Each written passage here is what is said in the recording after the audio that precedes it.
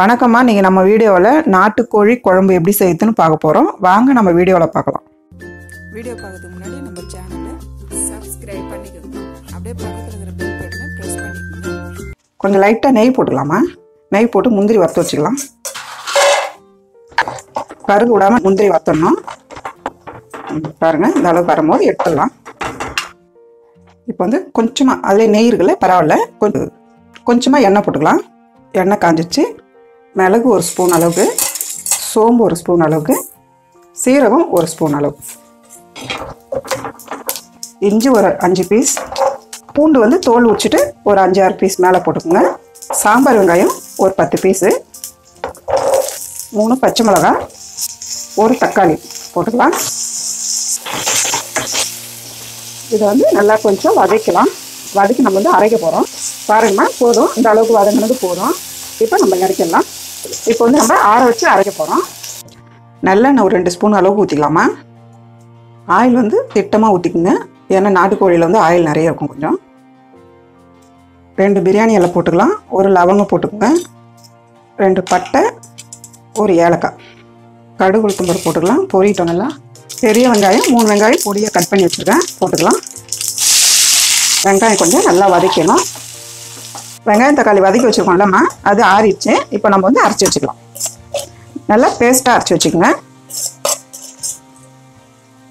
பாருங்கம்மா, வெங்காயம் தக்காளி பேஸ்ட்டெல்லாம் நம்ம அரைச்சி வச்சுருக்கோம். பாருங்கள், வெங்காயம் நல்லா வதங்கிடுச்சுமா. இப்போ 2 காஞ்ச மிளகா இப்படி 2ஆக கிள்ளி போட்டுருங்க. இப்போ நம்ம தக்காளி 2 தக்காளி கட் பண்ணி வச்சுருக்கேன், போட்டுக்கலாம்.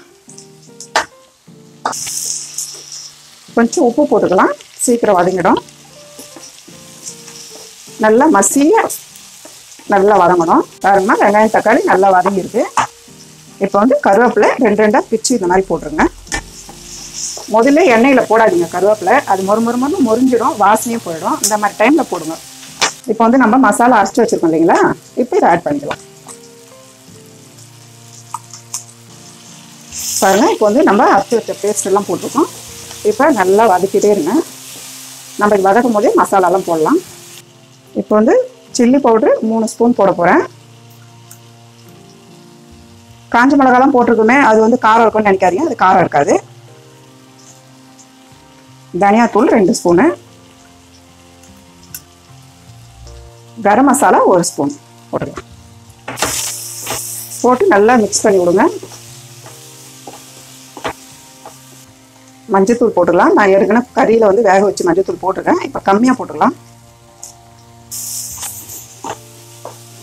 நான் குக்கரில் இது ஏன்னா நாட்டுக்கோழி சீக்கிரத்தில் வேகாது, மட்டன் மாதிரி. குக்கரில் ஒரு 5 விசில் போட்டு மஞ்சத்தூள் மிளகுத்தூள் போட்டு வேக வச்சு வச்சுருக்கேன். இந்த தண்ணி நம்ம அப்படியே ஊற்றிக்கலாம், வேஸ்ட் ஆகாதீங்க. இப்போ இது நல்லா வதங்கிடுச்சு இல்லைங்களா. இப்போ நம்ம தண்ணியாடியே நம்ம கறியை போட்டுக்கலாம். நம்ம வதக்கும் போதே உப்பு போட்டுக்கோமா. இப்போ தேவையான உப்பு போட்டுக்கோங்க. அவ்வளோதாம்மா. ஒரு 10 நிமிஷம் நம்ம மூடி வைக்கலாம். அரை முடி தேங்காய் கட் பண்ணி வச்சுக்கிறோமா, போட்டுக்கலாம். ஜாரில் போட்டுங்க. கசகசா 1 ஸ்பூன் அளவுக்கு போட்டுக்கலாம். முந்திரி நெய்யில் பொரிச்சு வச்சுருக்கேன், கொஞ்சம் முந்திரி போட்டுடலாம். இப்போ நல்லா நைஸாக பேஸ்ட் பண்ணிக்கணும். தேங்காய் முந்திரி பேஸ்ட் பண்ணி வச்சுருக்கோம். 10 நிமிஷம் ஆயிடுச்சிங்கம்மா, கொதிச்சிடுச்சு. பாருங்கம்மா, நல்லா கொதிச்சு நல்லா கமகமன்னு வாசனை வருது. அப்படியே சாப்பிடணும் போல் இருக்குது. தேங்காய் முந்திரி கசகசா அரைச்சி வச்சுருக்கோம் இல்லைங்களா, இதை நம்ம பேஸ்ட்டை ஊற்றிட்டோமா.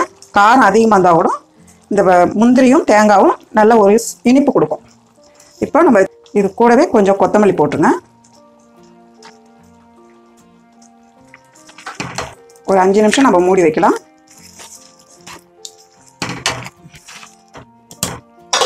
அஞ்சு நிமிஷம் ஆயிடுச்சுன்னா ஓப்பன் பண்ணி பார்க்கலாம்.